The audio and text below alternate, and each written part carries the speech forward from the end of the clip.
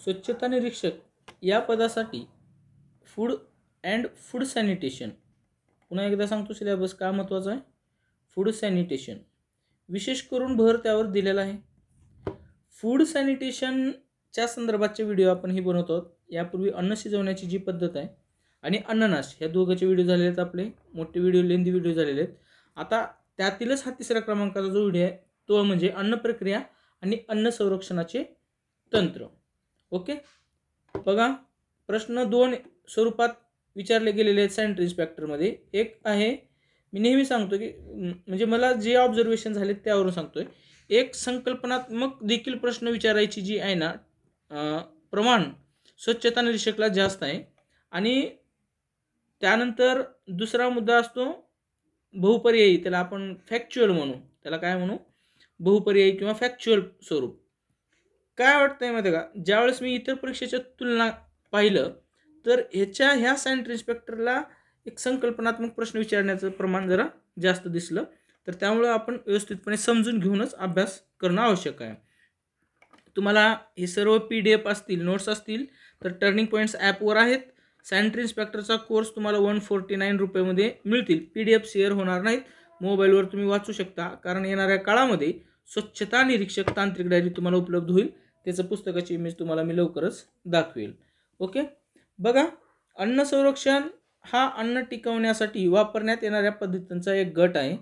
त्यानंतर अन्नपदार्थाच्या प्रमाणाचे नुकसान, पोषण गुणवत्ता नियंत्रण व अन्नपदार्थाची उपलब्धता वाढवण्यासाठी अन्न संरक्षण मदत करत असते. इथे सरळ सरळ अशा प्रकारचा प्रश्न येऊ शकतो की अन्न संरक्षणाचा उद्देश काय किंवा हेतू काय आहे. असा प्रश्न जर आला तर तुम्हाला ही 4 पर्याय दिलं जातं, यापैकी नाही किंवा आहे किंवा 4 यापैकी वरील सर्व असे दिले जातात.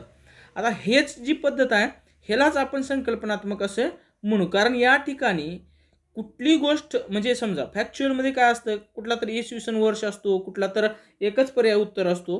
तर या ठिकाणी तुम्हाला संकल्पनात्मक वाक्य असतात आणि त्यातून एक प्रश्न निवडायचा असतो. अशा प्रकारचे प्रश्न यावर येतात, अन्ननाश किंवा फूड सॅनिटेशनवर. चला बघा आता व्याख्या बघू. अन्न संरक्षण म्हणजे काय. अन्न संरक्षणाची व्याख्या, अन्न सूक्ष्मजीवाणूमुळे सडण्यापासून किंवा खराब होण्यापासून वाचविण्यासाठी वापरण्यात येणाऱ्या पदार्थासंबंधीचे शास्त्र, ज्यामुळे ते भविष्यात वापरासाठी योग्य त्या सुस्थितीत साठवले जाईल. बघा व्याख्या देखील प्रश्न परीक्षेत विचारलेले आहे. जसं जैविक मूल्य म्हणजे एखाद्या घटकामध्ये प्रथिनाचं जे प्रमाण असतं त्यावर ही व्याख्या आहे जैविक मूल्य. ही देखील कन्सेप्च्युअलच आहे. म्हणजे व्याख्या देखील तुम्हाला सॅनिटरी इन्स्पेक्टरला विचारलं जाण्याची शक्यता आहे. अन्न संरक्षणाची गरज, अन्न संरक्षणाची गरज खालीलपैकी काय. तुम्ही वाचा, वाचण्याबद्दल नाही, वाचत असताना काय प्रकारे प्रश्न होऊ शकतो ह्या दृष्टिकोनच नेहमी तयार असला पाहिजे असं माझं एक मत आहे. ओके, आज ताजे असलेले अन्न साठवण्यासाठी व सुरक्षित ठेवण्यासाठीची गरज खालील कारणामुळे आपल्याला उद्भवलेली दिसते. काही अन्नपदार्थाचा उत्पादन काळ कमी आणि विशिष्ट असतो, जसं उदाहरणार्थ फळे आहेत व भाज्या आहेत, वर्षभर वापरता येतील. या दृष्टीने त्यांची उपलब्धता वाढवणे आवश्यक आहे. ही अन्न संरक्षणाची एक प्राथमिक गरज आहे. जास्तीच्या अन्न पिकांना मूल्यवर्धित अन्नपदार्थात रूपांतरित करणे व वाया जाण्यापासून वाचवणे हे देखील एक गरज आहे. जेव्हा अन्न भरपूर उपलब्ध असते, स्वस्त असते आणि चांगल्या गुणवत्तेचे असते, तेव्हा ते सुरक्षित ठेवून वाचवणे, साठवण्यासाठी, वितरणासाठी आणि वहनासाठी सुलभ जाईल अशा स्वरूपामध्ये खाद्यवस्तू निर्मिती करणे, त्यामुळे त्या सर्व ठिकाणी वर्षभर उपलब्ध होतील असे अन्न बनवणे हे अन्न संरक्षणाची गरज आहे. त्यानंतर आहे दुर्धर खडतर परिस्थितीत दुर्गम भागात राहणाऱ्या लोकांची अन्नाची गरज भागवणे. या ठिकाणी म्हणजे स्टोरेज करून अन्न पुरवठा केला जातो. जसं आर्मी, इंडियन आर्मीला आहे ते म्हणजे बर्फाच्या ठिकाणी देखील राहतात, अशा ठिकाणी अन्न शिजवता येत नाही वगैरे, अशा ठिकाणी देखील अन्न संरक्षण करून तिथपर्यंत जाऊ शकतं. काही भारताच्या ईशान्य भागाकडे दुर्गम भाग आहे तिथं देखील राहतात, त्यांच्यासाठी देखील आवश्यक असतं. त्यानंतर घरी, उपहारगृहात आणि अशा इतर ठिकाणी संरक्षित अन्नाची सातत्याने पुरवण्याची खात्री देणे यासाठी अन्न संरक्षणाची गरज आहे. अन्न वाचवून त्याची उपलब्धता वाढवून राष्ट्रीय पातळीवरील अन्नाचे व आहाराचे मूल्य नुकसान कमी करण्यासाठी मदत करत असते. अन्न संरक्षणाची तत्त्वे काय आहेत ते बघा. अन्न संरक्षणाच्या सर्व पद्धती या अन्ननाश रोखणे, प्रतिबंधित करणे या सर्वांच्या तत्वावर आधारलेले आहेत. अन्न संरक्षण हे 3 तत्वावर चालतं आणि ते 3 तत्व जे आहेत, बघा, जीवजंतूपासून होणारे संघटित व संवर्धित करणे किंवा त्यास विलंब करणे, अन्नाच्या स्वतःच्या स्वयंविघटनास विलंब करणे, आणि जो तिसरा आहे कीटक, प्राणी, पक्षी यांत्रिक कारणामुळे होणाऱ्या नुकसानास प्रतिबंध करणे, असे हे 3 तत्व अन्न संरक्षणाचे आहेत. आता जीवजंतूपासून होणारे विघटन संवर्धित करणे किंवा त्यास विलंब करणे या संदर्भात पाहूया. जीवजंतूंना दूर ठेवून असेप्सिस, उदाहरणार्थ टेट्रापिक वेस्टर्नमधील फळ, रस किंवा गर. जीवजंतूंना काढून टाकणे, उदाहरणार्थ निर्जंतुक पाण्याने धुणे किंवा गाळणे इत्यादी पद्धत. जीवजंतूचा नायनाट करणे, उष्णता व किरणोत्साराचा वापर करणे. जीवजंतूच्या वाढीस विलंब करून त्यांना निष्क्रिय बनवतो, उदाहरणार्थ कमी उच्च तापमानाचा वापर करणे, वाळविणे, हवा विरहित वातावरण, रसायने इत्यादी. तुम्हाला येणाऱ्या पुढच्या ह्याच्यामध्ये पाश्चरायझेशन हे दिसेलच, ही त्याच्याशीच निगडीत येतील. अन्नाच्या स्वतःच्या स्वयंविघटनास विलंब करणे, विकरांचा नायनाट करून त्यांना निष्क्रिय करणे, उदाहरणार्थ ब्लिचिंग आहे. त्यानंतर रासायनिक अभिक्रियाद्वारे प्रतिबंध घालणे किंवा त्यास विलंब करणे, उदाहरणार्थ ऑक्सिडेशन रोधकांना त्यांचा वापर करून तेल व तेलयुक्त पदार्थ यांचे खवटणे किंवा कुबटणे थांबवते, म्हणजे जसं शेंगदाणे खवट वगैरे लागतात ते. त्यानंतर तिसरं तत्व आहे कीटक, प्राणी, पक्षी यांत्रिक कारणामुळे होणाऱ्या नुकसानास प्रतिबंध करणे. आता पुढे आहे अन्न प्रक्रिया आणि अन्न संरक्षणाच्या पद्धती. हे बघा, अन्न संरक्षणाच्या पद्धती हा भरपूर प्रकारचे आहेत, परंतु आपण जे टू द पॉइंट बघून घेऊ नेमकं काय आहे ते. सर्वसाधारणपणे वापरल्या जाणाऱ्या पद्धती पुढील प्रमाणे आहेत, म्हणजे ह्याच एकच असा स्पेसिफिक आकडा असू शकत नाही. सूक्ष्म जीवजंतूंना दूर ठेवणे, त्यालाच असेप्सिस असे म्हणतात, जे वर तुम्हाला सांगितलेलं आहे. असेप्सिस म्हणजे सूक्ष्म जंतूंचा प्रक्रिया, वेष्टनीकरण, साठवणी दरम्यान प्रवेश रोखणे, ते निर्जंतुक वातावरण पुढील प्रमाणे राखता येईल. पुन्हा एकदा सांगतो.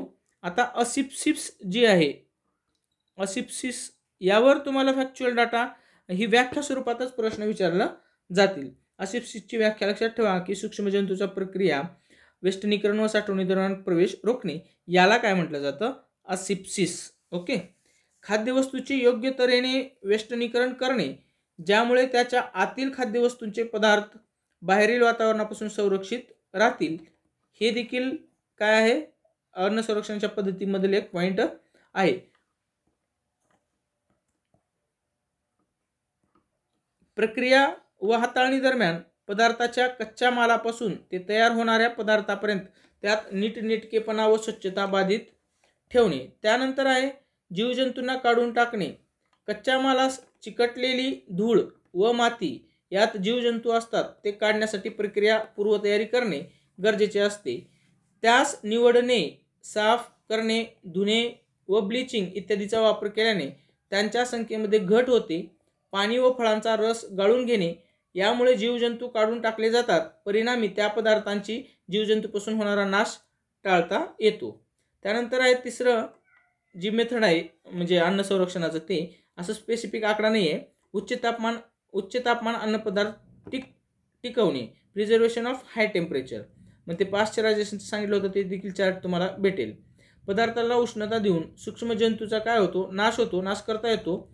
उच्च तापमानाचा उपयोग ही संरक्षणासाठी खालील पद्धतीने केला जातो. त्यामध्ये पाश्चरायझेशन, बघा, पाश्चरायझेशन 100 डिग्री सेल्सिअसच्या खाली तापमान आणि उकळविणे जवळपास 100 डिग्री सेल्सिअस आणि निर्जंतुकीकरण म्हणजे 100 डिग्री सेल्सिअसच्या वर तापमान. सर्वात महत्त्वाचा मुद्दा, उष्णतेचा वापर करून दुधाचे पाश्चरायझेशन केले जाते.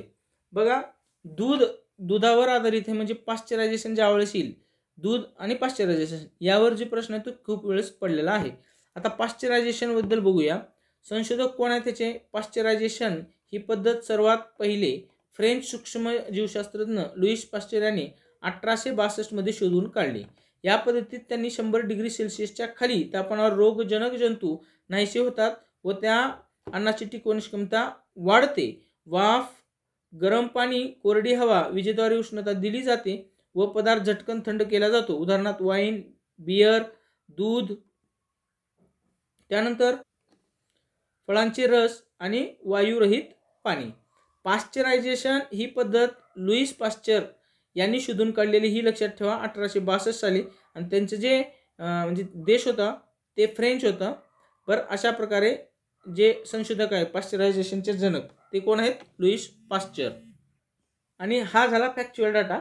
ओके, म्हणजे तुम्हाला हे नाव लक्षातच ठेवावं लागेल, देश लक्षात ठेवावं लागेल, शास्त्रज्ञाचं नाव लक्षात ठेवावं लागेल.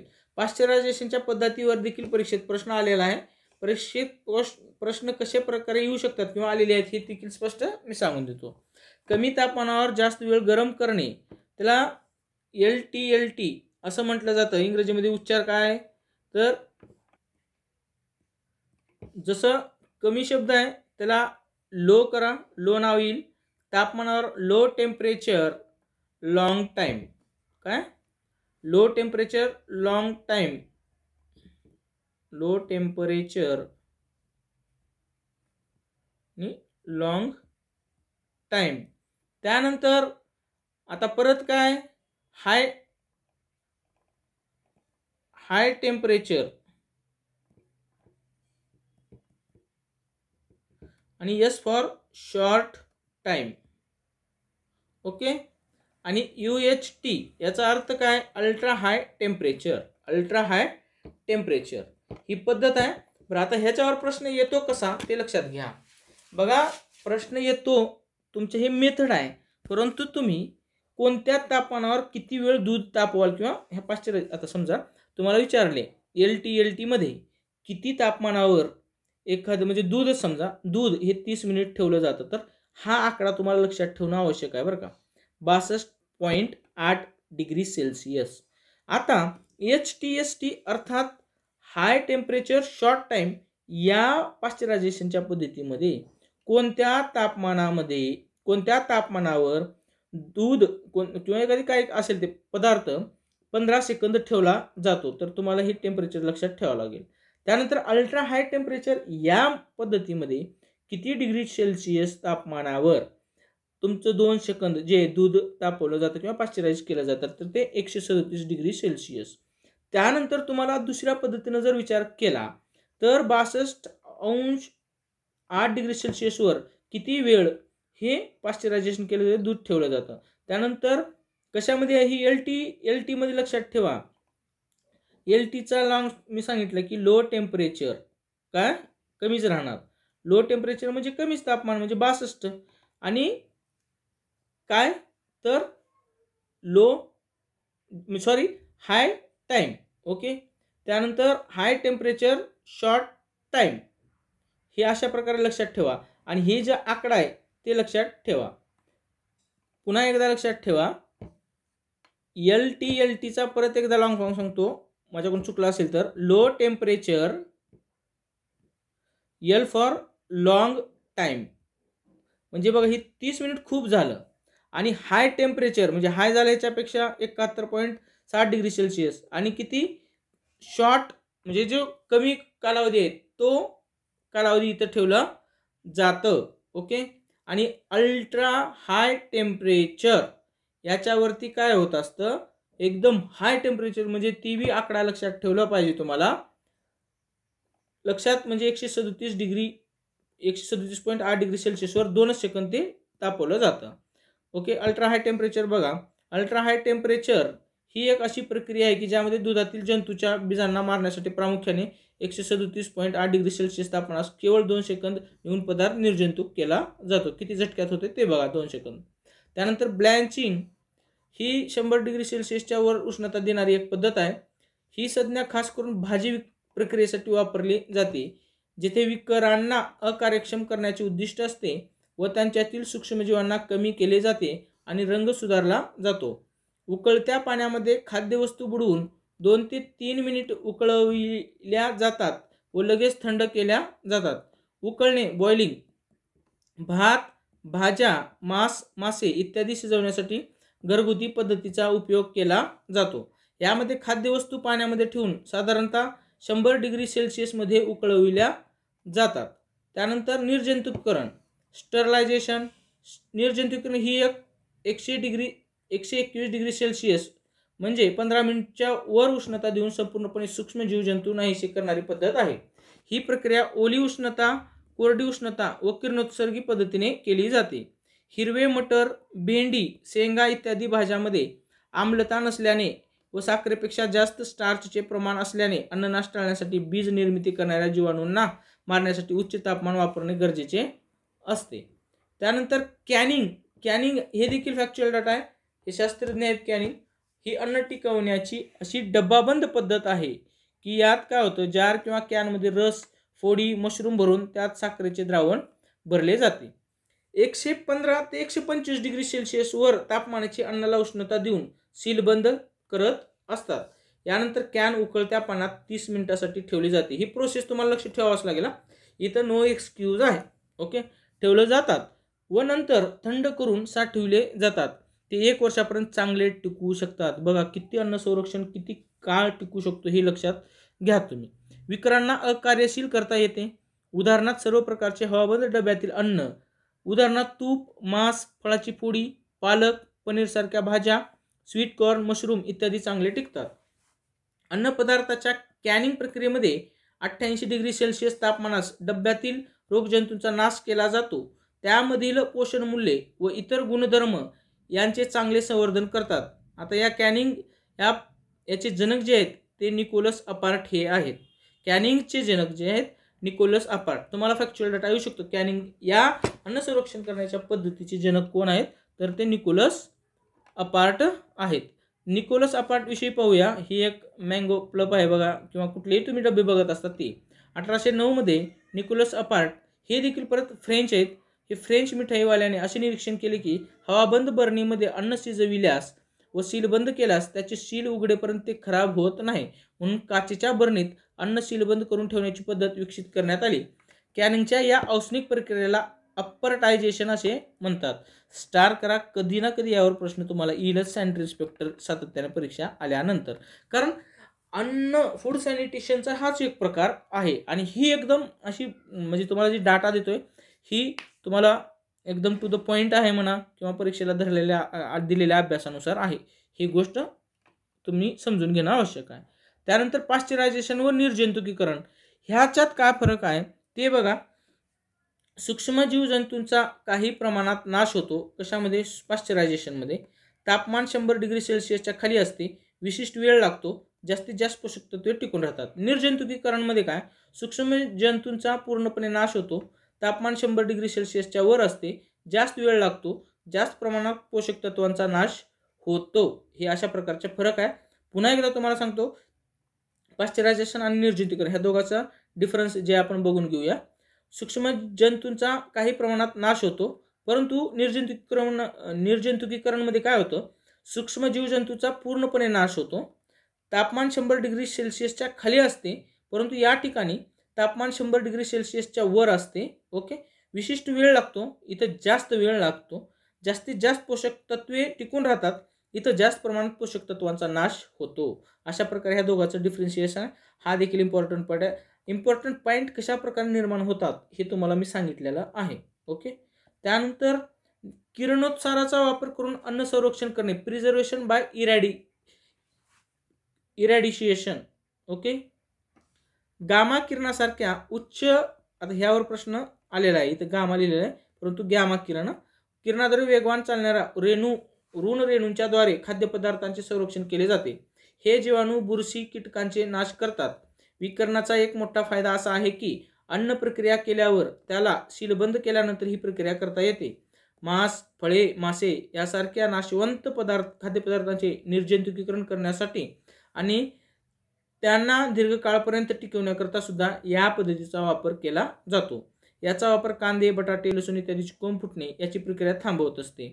याचा वापर केल्यामुळे ह्यावर आलं की बटाटे, कांदा यावर कोणत्या किरणाचा मारा करून त्याचं जे आहे लाईफ वाढवलं जातं, म्हणजे खराब होणार नाही यासाठी. ह्यावर प्रश्न परीक्षेत आलेले आहेत, तुम्ही देखील वाचलेलं असेलच.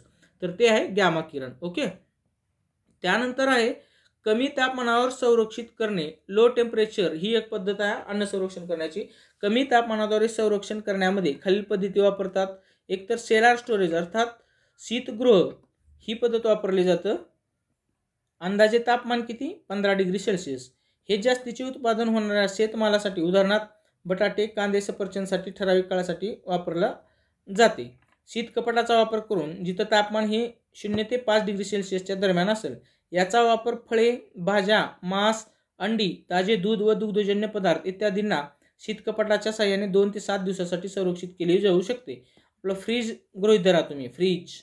ओके, गोठविणे वजा 18 डिग्री सेल्सिअस ते 40 डिग्री सेल्सिअसच्या दरम्यान. प्रक्रियायुक्त पदार्थ जसे की फळे, भाज्या, वाटाणे, रस, आईस्क्रीम, मांस, चिकन, मासे इत्यादी साठी काही महिने साठवता येण्यासाठी या तापमानाचा वापर करतात. निर्जलीकरण आता निर्जलीकरण अन्न टिकवणे, ह्याला म्हणजे निर्जलीकरण म्हणजे काय होतं, एखाद्या घटकामध्ये किंवा एखाद्या अन्नपदार्थामध्ये पाणी आहे, ते पाणी काढून टाकणं, त्याला कोरडं करणं, हे निर्जलीकरण आहे. निर्जलीकरण करून अशा प्रकारे पाहिजे. ठीक आहे. वाळविणे, अन्न कोरडं करणे ही एक प्राचीन आणि साधी पद्धत आहे. या पद्धतीत अन्नधान्यातील पाणी कमी केले जाते. यामुळे काय होत असतं, अन्नातील ओलावा जो आहे नष्ट होण्यास मदत झाल्याने जीवजंतूच्या वाढीवर व विकाराच्या कार्यक्षमतेवर नियंत्रण येत असते.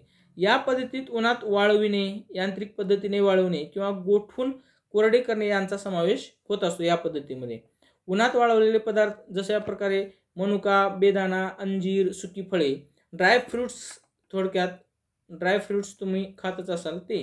यांत्रिक पद्धतीने कोरडे केलेले बटाटे, चिप्स, दूध पावडर. आता ह्याच्यामध्ये तुम्ही वेगवेगळे पॉकेट पाहता बघा, गोपाळचा, लक्ष्मी चिवडा, हे अशा प्रकारे ह्याचा वापर होतो. फ्रीज ड्राईंग केलेले पदार्थ, फळे, भाज्या, समुद्र पदार्थ, विकरे, जीवाणू इत्यादी. सुके अन्न कमी पाण्याचे प्रमाण हे लहान आकाराचे आणि हलक्या वजनाचे असते. त्याला शीत कपाटात ठेवण्याची गरज नसते आणि ते जास्त काळपर्यंत ताज्या अन्नापेक्षा चांगले टिकू शकतात. तुम्ही बदाम असतील, बेदाणा असतील, मनुका असेल, अंजीर असेल, ते घरी असं डब्यामध्येच ठेवलं जातं, हे तुम्ही पाहता. सुके अन्न हवाबंद डब्यात ठेवल्यास ते पाणी शोषणापासून व खराब होण्यापासून आपण रोखू शकतो, ज्यामुळे त्याचा कुरकुरीतपणा व गुणधर्म टिकून राहतो आणि जीवजंतूची वाढ रोखू शकतो.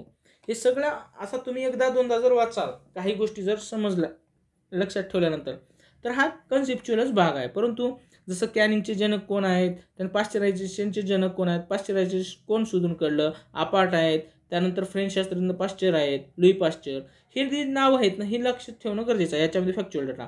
त्यानंतर पाश्चरायझेशनची पद्धत काय, LTLT अर्थात काय आहे, त्यानंतर HTST काय आहे, UST काय आहे, हे देखील तुम्हाला लक्षात ठेवावं लागतं.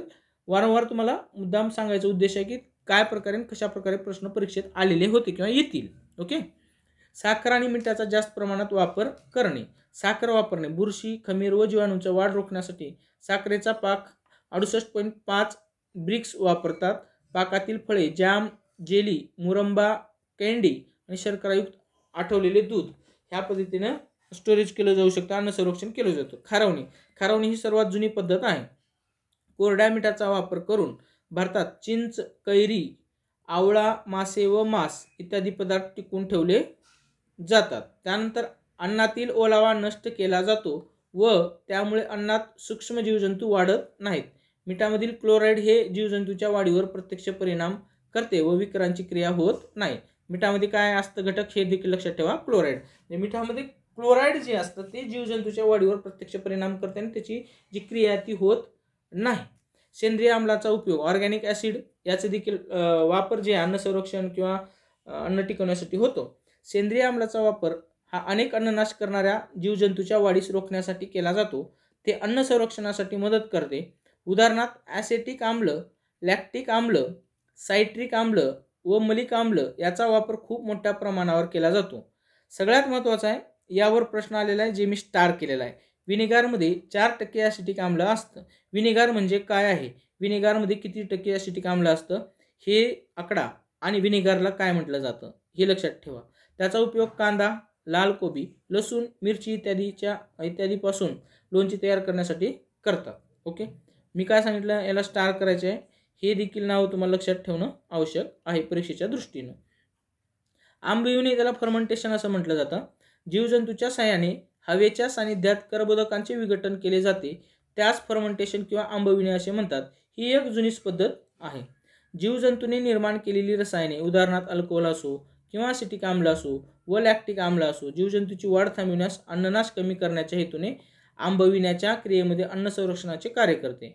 उदाहरणार्थ आंबविण्याच्या प्रक्रियेने संरक्षित केलेले पदार्थ म्हणजे अल्कोहोल असलेले पदार्थ, उदाहरणार्थ फळांची वाईन आणि आम्लधारी पदार्थ, विनेगार, लोणची, दही, योगर्ट हे देखील दुग्धजन्य पदार्थ आहे, चीज इत्यादी. आंबविण्याच्या पद्धतीमध्ये अशा प्रकारे ही जी पदार्थ मी मेन्शन केलं त्यांचा वापर करून आपण अन्न संरक्षण करू शकतो. ओके. त्यानंतर तेल व मसाल्याचा उपयोग करून अन्न संरक्षण करणं. त्यामध्ये तुम्ही कोणत्या अन्नाचा वापर म्हणजे अन्न संरक्षण करू शकता तर ते आपण पाहूया. कोणत्याही खाद्यपदार्थाच्या पृष्ठभागावर तेलाचा थर दिल्याने वायुविरहित परिस्थिती निर्माण करते. त्यामुळे जीवाणू, बुरशी, खमीर यांच्या वाढीस प्रतिबंध होतो. लोणच्याच्या पृष्ठभागावर तेलाचा पातळ थर तयार होईपर्यंत तेल घातल्यास लोणचे दीर्घकाळपर्यंत संरक्षित केले जाऊ शकते. मसाल्याचे पदार्थ हळद, मिरची पावडर, लवंग, आले, मिरपूड आणि हिंग यामध्ये सूक्ष्म जंतूच्या वाढीस प्रतिबंध करण्याची क्षमता आहे. बरोबर. आता मग तुम्ही ज्यावेळेस लोणचं बघता त्याच्यामध्ये हळद, मीठ, मिरची, लवंग भरपूर काही टाकलेलं असतं आणि ह्याचाच गुणधर्म काय, ह्याचाच वापर करून सूक्ष्म जंतूची जी वाढ आहे त्याच्यावर म्हणजे त्याची वाढ होऊ देत नाही. यांचे प्रमुख कार्य पदार्थाला वैशिष्ट्यपूर्ण अशी चव व स्वाद देण्याचे आहे. उदाहरणार्थ आंबा लोणचे, लिंबू व मिरचीचे लोणचे यामधील तेल. रासायनिक संरक्षकाचा वापर, केमिकल प्रिझर्वेटिव्ह. संरक्षके ही दोन गटामध्ये वर्गीकृत केले जाते जसे की वर्ग 1 आणि वर्ग 2 संरक्षके. वर्ग 1 मध्ये असणाऱ्या संरक्षकांना नैसर्गिक संरक्षके असे म्हणतात. रासायनिक, आता ह्याच्यामध्ये प्रश्न आहे येऊ शकतो की रासायनिक संरक्षकाचा जो वापर आहे तो कोणत्या पद्धतीमध्ये कोणत्या गटामध्ये वर्गीकृत केला जातो, तो वर्ग 1 मध्ये. वर्ग 1 मध्ये नैसर्गिक संरक्षकाचा समावेश होतो आणि वर्ग 2 मध्ये रासायनिक संरक्षके यांचा समावेश होत असतो. हे पण क्लॅरिटी येऊ द्या. त्यानंतर वर्ग 1 संरक्षके ही आपल्या स्वयंपाकघरात सहसा आढळणारी व उपलब्ध असणारी संरक्षके आहेत. उदाहरणार्थ साखर, मीठ, मसाले, विनेगार, खाद्यतेल यांचा समावेश यात होत असतो. त्यानंतर हे नैसर्गिक असल्यामुळे यांच्या वापरादरम्यान फार काळजी घ्यावी लागत नाही, कारण तुम्हाला माहिती आहे की अशा प्रकारे आपल्या घरी साखर वगैरे ठेवली जाते. त्यानंतर वर्ग 2 संरक्षके यामध्ये बेन्झाइक आम्ल, सल्फरस आम्ल, प्रोपिओनिक आम्ल, सॉर्बिक आम्ल, नायट्रेट व नायट्राइट्स हे येतात. हे रासायनिक घटक असल्यामुळे यांच्या वापराची एक ठराविक पातळी ठरलेली असते. ही पातळी भारतामध्ये FSSAI 2006 ठरवत असते. ओके. हा कायदा आपल्याला सविस्तरपणे अभ्यास करायचा आहे. कोणता? FSSAI. याचं जे फुल फॉर्म आहे FSSAIचं ते तुम्हाला सांगून देतो. Food safety and standards authority of India.